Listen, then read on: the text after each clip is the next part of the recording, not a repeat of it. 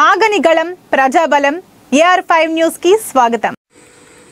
కడప జిల్లా ఒంటిమిట్ట మండలంలో ఒంటిమిట్టలోని హరిత హోటల్ నందు బ్రహ్మయ్య చిరస్మరణీయం అనే కార్యక్రమం మీద బ్రహ్మయ్య రెండవ కుమారుడు పసుపులేటి పవన్ కుమార్ ఆధ్వర్యంలో క్యాలెండర్ ఆవిష్కరించారు.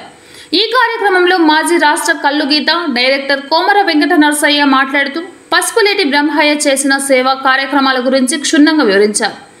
అలాగే కొత్తపల్లి శ్రీనివాసులు మరియు శ్రీరాములు ఆయన చేసిన సేవల గురించి కొనియాడారు.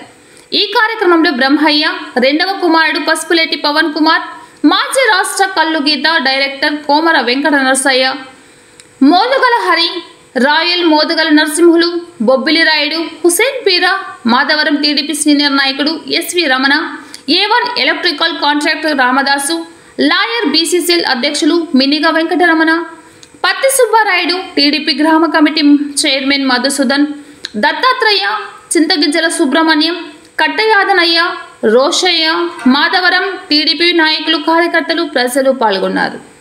కడప అన్నమయ్య జిల్లా ఇన్ఛార్జ్ హృదయనాథ్, AR5 కడప జిల్లా స్టాఫ్ రిపోర్టర్ ఎం రామచంద్రయ్య, రిపోర్టర్ రవిబాబు.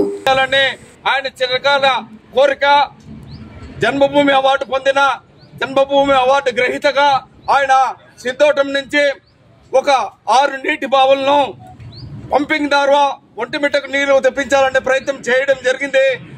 శంకుస్థాపన చేసి దాన్ని స్కీమును ప్రారంభించే లోపల గవర్నమెంట్ మారడం ఇత్యాది కారణంతో నిర్మాణం జరిగింది, కానీ బావుల నిర్మాణం జరిగింది, కానీ పథకాన్ని పూర్తి చేయలేకపోవడం జరిగింది. ఆ తదుపరి 2014లో తెలుగుదేశం పార్టీ హయాంలోనే ఈ ఒంటిమిట్ట చెరువుకు 34 కోట్ల రూపాయలు నీళ్లు తెప్పించి ఈ రోజు ఒంటిమిట్ట చెరువుకు తెప్పించిన ఘనత కూడా 50 సంవత్సరాల చిరకాల ప్రజల చిరకాల వాంఛను తెలుగుదేశం పార్టీనే తీర్చిందని చెప్పి తెలియజేస్తూ ఆయన సేవలను ఈ నియోజకవర్గంలో ప్రజలందరూ మారుమూల గ్రామాల్లో సైతం ఎప్పటికీ ప్రశంసిస్తూనే ఉంటారు. ఆయన అజరామరుడు, ఆయనకు మరణం లేదని చెప్పి ఒంటిమిట్ట మండలం మరియు రాజంపేట నియోజకవర్గం తరఫున నేను తెలియజేస్తూ ఈ అవకాశం కల్పించిన సోదరుడు పవన్ గారికి ధన్యవాదాలు. అదేవిధంగా ఈ కార్యక్రమానికి వచ్చిన అందరికీ పేరు పేరున ధన్యవాదాలు, నమస్కారాలు. టీడీపీ టైంలో ఆయన మంచినీళ్ళ బావులను తవ్వించి పైప్ లైన్ ద్వారా మంచినీళ్ళు వచ్చినాయి మాకు.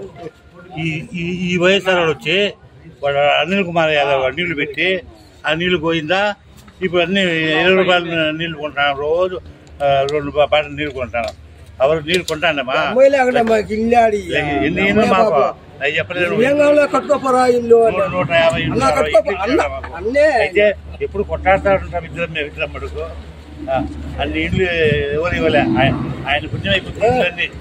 తమ్ముడు ఇంకో విషయం అయినా 1994 మునుపు ఒంటిమిట్ట మండలం కానీ రాజంపేట నియోజకవర్గం కానీ ఒకప్పుడు పూరి ఇల్లు బిల్లకొటాలు చాలా ఉండేవి. అన్న పసుపులేటి బ్రహ్మయ్య గారు వచ్చిన తర్వాత 94 తర్వాత మంత్రి గారు అయిన తర్వాత ఈ రాజంపేట నియోజకవర్గం కానీ ఒంటిమిట్ట మండలం కానీ అందరికీ పక్కా ఇల్లు ఇచ్చిన ఘనత ఒక పసుపులేటి బ్రహ్మయ్యకే దక్కుతుంది. జై హో పసుపులేటి బ్రహ్మయ్య, జై హో పసుపులేటి బ్రహ్మయ్య, జై హో పసుపులేటి బ్రహ్మయ్య. చెప్తా ఆయన